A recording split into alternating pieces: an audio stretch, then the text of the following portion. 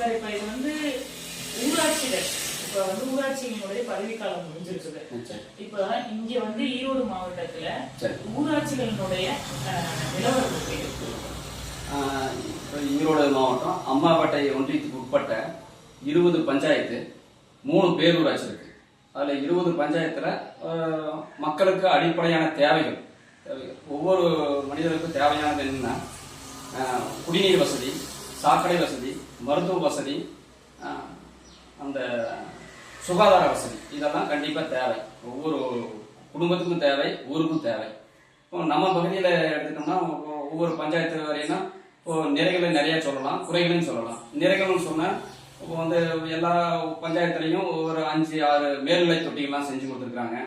அதே மாதிரி வீதி காங்கிரீட்லாம் போட்டு கொடுத்துருக்காங்க, நிறைய செஞ்சிட்டு இருக்கிறாங்க. குறைகள் நிறைய சொல்லிக்கலாம். இப்போ என்ன சொல்லிக்கிறது அப்படின்னா, இப்போ வெள்ளித்திருப்பூர் பஞ்சாயத்தை எடுத்துக்கிட்டீங்கன்னா இங்க சுகாதார அதாவது கால்நடை மருத்துவமனை இருந்துச்சு. அது வந்து சமீப காலமா அந்த கட்டணமே இல்லாம இப்போ வந்து ஒரு ரூம்ல வச்சு கொஞ்சம் சிரமத்தின் பேர்ல செஞ்சுட்டு வர்றாரு. இதெல்லாம் வந்து குறைகள். இன்னும் குறைகள் எடுத்துக்கிட்டீங்கன்னா குருவரப்பூர் பஞ்சாயத்து எடுத்துக்கலாம்.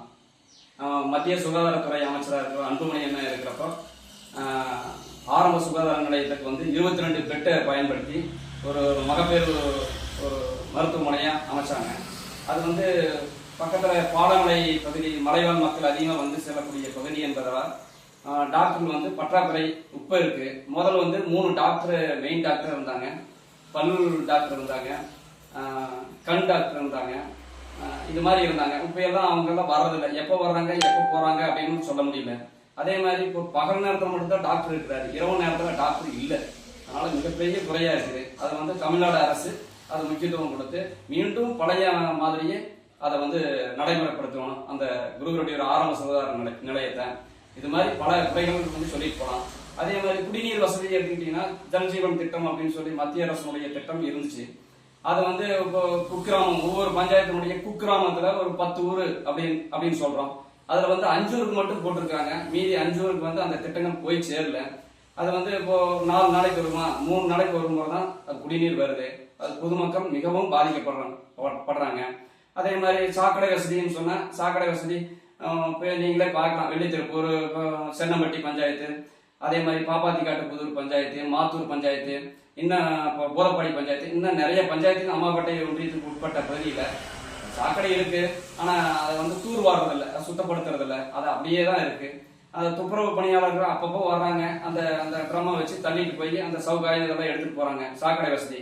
அதே மாதிரி மழைக்காலம் சேஞ்ச் ஆகிற போது, பனிக்காலம் மழைக்காலம் வரும்போது அந்த ஊராட்சி நிர்வாகம் பார்த்து கொசு மருந்து அடிக்கிறதுக்கெல்லாம் கொஞ்சம் சப்போர்ட் பண்ணா மிகச்சிறப்பா இருக்கும் அப்படிங்கிறதுக்காக சொல்றேன். அதாவது இப்பத்தினுடைய திட்டங்கள் அம்மாபேட்டை ஒன்றியத்தினுடைய திட்டங்கள் ஒரு 60% குறைகள், ஒரு 40% நிறைகள் காணப்படுகிறது.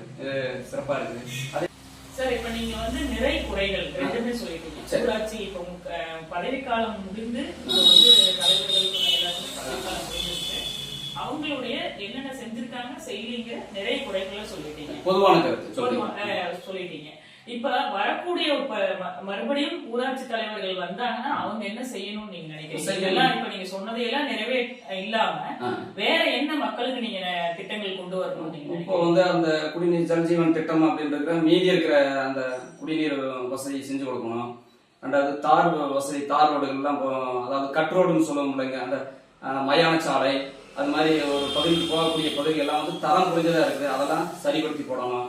அந்த டிச்சு இதெல்லாம் தூர்வாரி அந்த கொசு மருந்து இதெல்லாம் அடிச்சா மிக சிறப்பா இருக்கும். மருத்துவ வசதி அப்பப்போ செய்யணும். அந்த மழைக்காலங்கள்ல மருத்துவ வசதி செஞ்சா சிறப்பா இருக்கும். சார் நீங்க வந்து இப்ப இங்க வெள்ளித்திருப்பூர்ல இருக்கீங்க, கண்ணப்பள்ளி பஞ்சாயத்து, அதாவது புறவிபாளையம் குருவருடைய பக்கம்.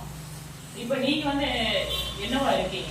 அவங்க கட்சியில வந்து வடகிழக்கு கட்சியில ஒன்றிய செயலாளராக இருக்கு. அது இல்லாம சார் அது இல்லாத நான் ஆசிரியரா இருக்கேன்.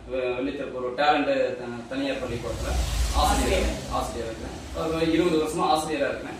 14 வருஷமா ஒன்றிய செயலாளராக இருக்கேன். இந்த பகுதியில ஒரு பெரும்பாலும் எல்லாம் நீங்க இது வரைக்கும் வந்து ஊராட்சிகளினுடைய சில நிறை குறைகளை சொன்னீங்க, ரொம்ப சிறப்பா சொல்லியிருக்கிறீங்க. கண்டிப்பா இதெல்லாம் மக்களுக்கு இந்த குறைகளை எல்லாம் சீக்கிரம் நிறைவு பெறணும் நாங்களும் சொல்றோம். அதாவது மக்களுடைய அன்றாட தேவைகளை பூர்த்தி செஞ்சா மிகச்சிறப்பா இருக்கும்.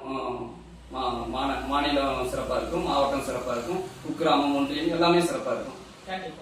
கண்டிப்பா மக்களுக்கு வந்து தமிழக அரசாங்கம் வந்து இதை செய்யணும். கண்டிப்பா அதை செய்யணும். நன்றி.